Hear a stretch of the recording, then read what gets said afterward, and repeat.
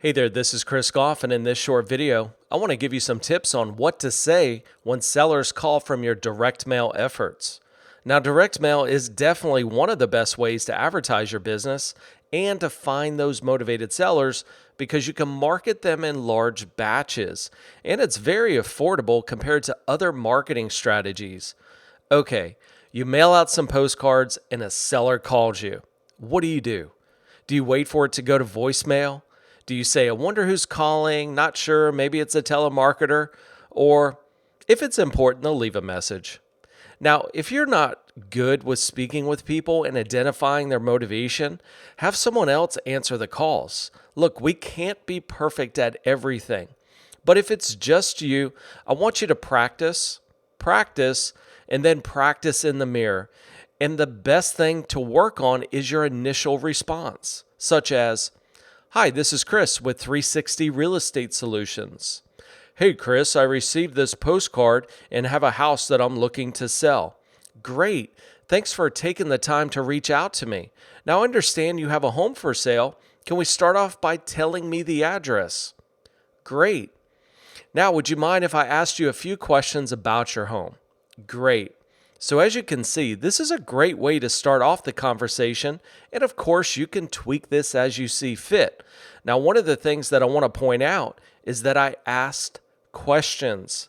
You see, asking questions keeps you in control of the conversation, and staying in control is one of the most important tips that I can give you because it also builds trust.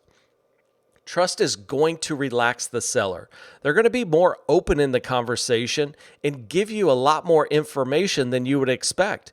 It will also make you look professional, and hopefully it will get you an appointment to go and see the home. All right, let's jump into the questions you'll need to ask the seller, which will help you qualify their motivation, reason for selling, what strategies they may be open to, and most importantly, are you wasting your time with this seller? Now, as you can see here on the screen is we have a property pulled up. All I want you to do is simply scroll down to what I call executable step number 2 here. So once I go to step number 2, you're going to see, hey, if I needed to research a phone number, where you want to go is where we say phone scripts. Now, if you're initiating the phone call, these are some great scripts that you can follow. But in this example, we have somebody calling us. So we're going to skip down to step 2. Now, these are what I call the most basic questions. Now, although they kind of look bullet pointed here, I really want you to turn this into a conversation. So you just don't want to come across saying, is the property listed with a realtor? Yes or no? If so, when does the listing expire? Is the property vacant? No, you want to turn this into a conversation such as, let me ask, I know you're looking to sell. Is it currently listed with a realtor? Okay, great. Now, are you living in the property or is it sitting vacant? Does the property need any repairs? And if so, what do you think the home needs? So as you can see, you want to turn this into more of a conversation. And another great thing that I mentioned before, keep asking the questions. There's too many times where we pause, we freak out, we're worried about what the seller's going to say that you kind of lose focus on what you need to be asking, right? So I want you to stay in control. Be confident when you do this. And I get it. Look, it takes practice.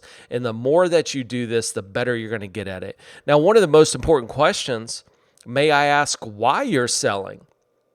You're going to get sellers responding to this in so many different ways, such as, oh, I just figured I'd throw it up on the market, see what I could get for it. And, if I can get what I can get for it, then I'll sell it. All the way down to, hey, there's a divorce situation, there's a health crisis, there's something very motivation that's going to create, hey, I have to sell this. I need the money. I want to get rid of the burden. Whatever that may be, we're going to try to get that out of them by simply saying, may I ask why you're selling? Okay. How long have you been trying to sell the home? This is a great reminder, especially for people that they have their property up for sale for maybe 6 to 9 months. It's a reminder of the pain of how long they've been trying to sell. Now, obviously, if they just put it up for sale, this question wouldn't be as valuable, but especially for people that have had their property on the market. May I ask, what are you asking for the home? Okay, so find out what is that price that they're looking to get. And through this conversation, you're going to find out, always try to look at what's their pet peeve. Is it, time? Is it the actual dollar amount that they need to receive on the home? Try to find out what that pet peeve is going to be. A lot of times investors come across as, hey, I could buy your house very quickly. Well, that works for a lot of people that are motivated on price, and the pet peeve is they need the money as quickly as possible. They need to get rid of this problem as quickly as possible, where you're going to find those sellers that they're really looking for tip-top, dollar there. And if they're looking for that top dollar, that also kind of signals me to say, kind of moves into, I'm going to slide down here, some of the additional questions, which would be, hey, would you be open to taking payments short term? That way I can find out if they open to more of a cash discount on their home, or they open to more of a term strategy such as a lease option or a seller financing. So I want you to be thinking these things as you're going through these questions. Is that price negotiable? And no matter what they say here, let me ask, if I could pay cash and close quickly, what would be the least amount you would accept for the home? And no matter what they say here, I want you to come back and say, is that the best you can do?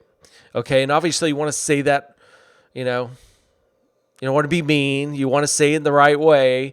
But it'll flow in the conversation as you keep asking questions.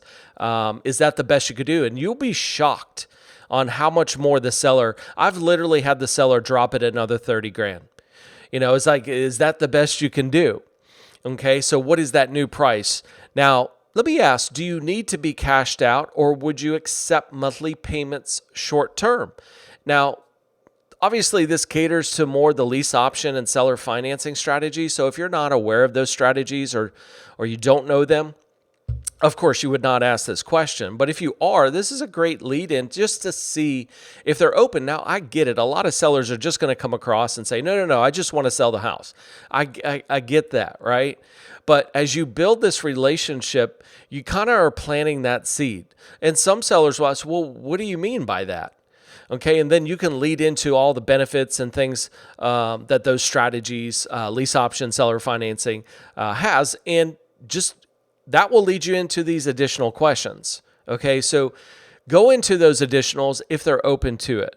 Okay, if they're not open to it, it's okay. You planted the seed. You could still come back and make multiple offers because you've already planted that seed. And that's one of the beauties of making multiple offers is, hey, I'm going to give you a cash offer. It's not going to be exactly what you want, but I could pay you more on the sales price if you were to take my lease option offer. Now, you're not going to get all your money today, but I can pay you more. So you're gonna give those multiple offers, but you're kind of planting those seeds here in the beginning. So if you need to go through the additional questions, obviously go through those additional questions. Any kind of conversational notes you can just write out here. The one thing that I want to caution you with is that don't pause these conversations and say, oh, I'm just taking notes. Take the notes after the call. Because what's going to happen is there's going to be these gaps of silence. And the last thing you want to do is do that because you want to stay in control by continuing the conversation. Now, could you ask some more questions? Absolutely. But these are going to be, I would say, the hardcore questions that you need to ask in order to qualify. Should I take the time to even go look at this property? Now, back in the day, if a seller literally talked to me, I'm like, can I come see it? Can I come see it? So I'd run over there and go see it. And I found myself, I learned a lot from wasting time that now I really try to qualify them as best as I can. when we get an appointment, that's the whole point, right? So if they seem motivated or potentially open, we want to go see that property, and any kind of appointment notes you would want to put in there. Then you could come back and add, okay, what were they saying? Oh, you type that out in your conversation notes. Now, one of the great things here is you can actually create your own custom script. So you might have a script just for, a property that is a rental property. That's one of the places I started, was just calling on properties that were for rent.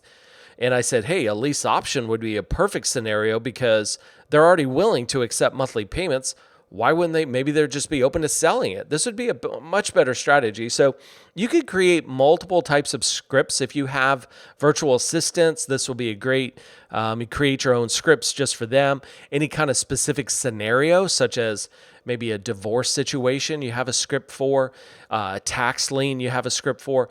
But these are going to be your hardcore questions. So you definitely want to incorporate these questions into any other questions that you may come up with. So hopefully some of these tips have helped you. And I'll leave you with this is, you stay in control of the conversation by asking questions. And by doing that, you're ultimately going to build trust. And at the end of the day, if they trust you, they're more open to listening to you. They're more open to listening to your offers. Okay, so they understand. I think most sellers understand, look, it's obviously a business. You have to make money, but at the same time, you can make it a win-win. So hopefully these tips helped, and look forward to seeing you on our next training.